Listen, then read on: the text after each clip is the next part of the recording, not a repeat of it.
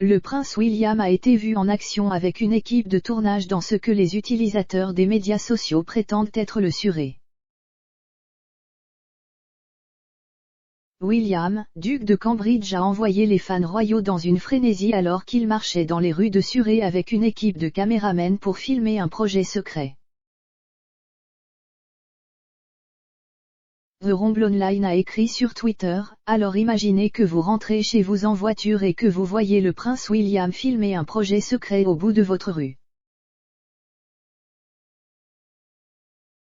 Rambaxio Rino, qui a d'abord publié les images sur TikTok, a déclaré que le prince William, 39 ans, tournait pour une vidéo paramédicale en ligne.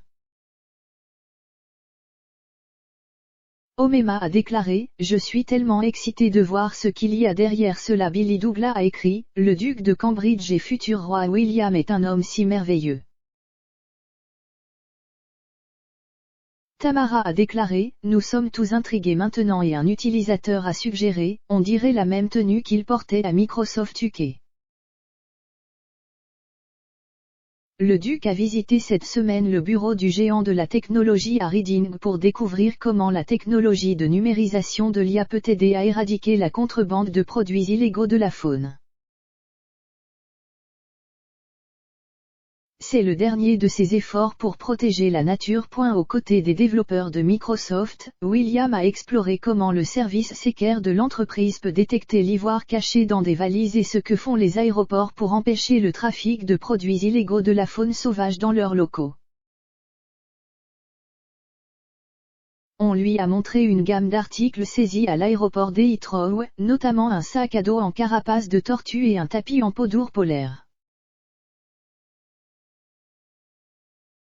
S'exprimant lors d'une conférence téléphonique avec le garde forestier sud-africain Anton Zimba, qui a souligné que le braconnage était fortement impliqué dans le crime organisé, William a demandé « Quel a été l'effet de la pandémie sur le braconnage et sur le financement pour vous les gars ? A-t-il eu un pic de braconnage ? » L'implication du prince William dans la cause fait partie de son rôle au sein de la Royal Foundations United for Wildlife, qu'il a fondée en 2014 dans le but de protéger les espèces menacées et leurs habitats contre le commerce illégal d'espèces sauvages. C'est une période chargée pour le père de 3 enfants, notamment sur le front climatique.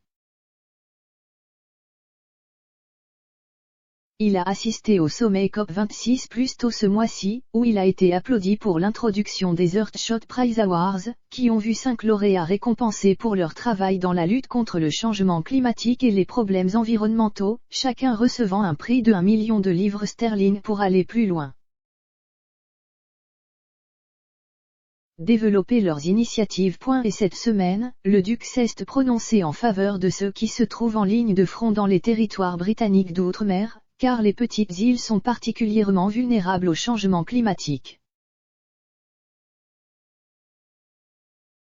Lors d'une réunion avec des jeunes de 14 territoires britanniques d'outre-mer lors d'une réception du ministère des Affaires étrangères et du Commonwealth, William a déclaré « Vos contributions aux émissions mondiales sont négligeables, et pourtant vous faites face aux conséquences désastreuses de l'élévation du niveau de la mer, des changements climatiques et de la destruction de récifs coralliens. »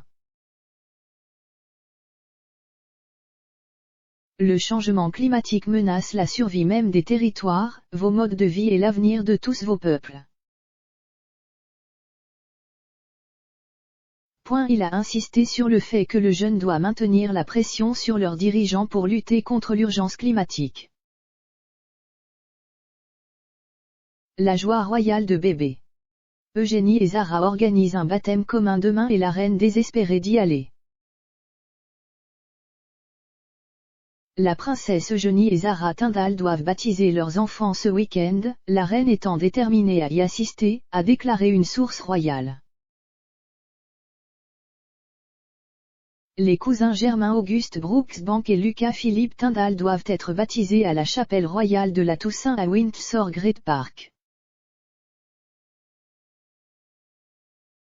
La source royale a déclaré « Sa Majesté est très désireuse d'être là car elle sait à quel point cela est important pour ses petits-enfants et arrière-petits-enfants. » Parmi les autres membres de la famille royale attendus, citons le duc et la duchesse de Cambridge. Il est entendu que la reine, 95 ans, consultera son médecin et prendra la décision d'assister ou non au baptême à la dernière minute. La source a déclaré au Sun, cela devrait être une occasion familiale réconfortante et un moment de vraie célébration après ce qui a été une période difficile pour certains membres de la famille royale, y compris la reine elle-même. Elle a hâte d'assister à un événement aussi merveilleux après la grande déception personnelle d'avoir raté les événements du souvenir de dimanche dernier. Dans un geste inhabituel pour les deux cousins royaux d'avoir un baptême commun, la commentatrice royale Penny Junor a déclaré que ce serait un message fantastique au monde que la reine n'est pas encore prête à nous quitter. La princesse Eugénie, 31 ans, a accueilli son fils dans le monde avec son mari Jack Brooksbank, 35 ans, le 9 février à l'hôpital Portland de Londres. Le couple avait prévu de le baptiser en juillet à la chapelle royale de la Toussaint, mais les célébrations auraient été annulées après qu'un invité a été testé positif pour le coronavirus ou a reçu une alerte de l'application NHS Covid-19. La fille de la princesse Anne, Lara, 40 ans, et son mari, l'ancienne star du rugby anglais Mike Tindall, 43 ans, ont accueilli leur troisième enfant et leur premier fils en mars. On pense que c'est la première fois que deux membres de la famille royale sont baptisés ensemble de cette manière. La cérémonie devrait être dirigée par le chanoine Martin Paul, aumônier de Windsor Great Park et se déroulera dans l'église classée grade 2 qui fait partie de la maison Royal Lodge. Le prince Charles ramène 5 ou 6 bouteilles d'eau bénite du Jourdain pour le double baptême. Cette semaine, le prince de Galles et la duchesse de Cornouailles ont visité Elijah Hill et le site du baptême de Jésus-Christ, Juafa al-Kafren, dans le cadre d'une tournée en Jordanie et en Égypte. Après un accueil du prince Ghazi bin Mohammad, Charles et Camilla ont visité la base de la colline où l'on pense qu'il y est monté au ciel au Xe siècle AV. La reine a repris ses engagements officiels mercredi après qu'une entorse l'a forcée à se retirer du service du dimanche du souvenir au cénotaphe. Elle a rencontré le général Sir Nick Carter dans la salle Oak du château de Windsor pour marquer sa démission de son rôle de chef des forces armées.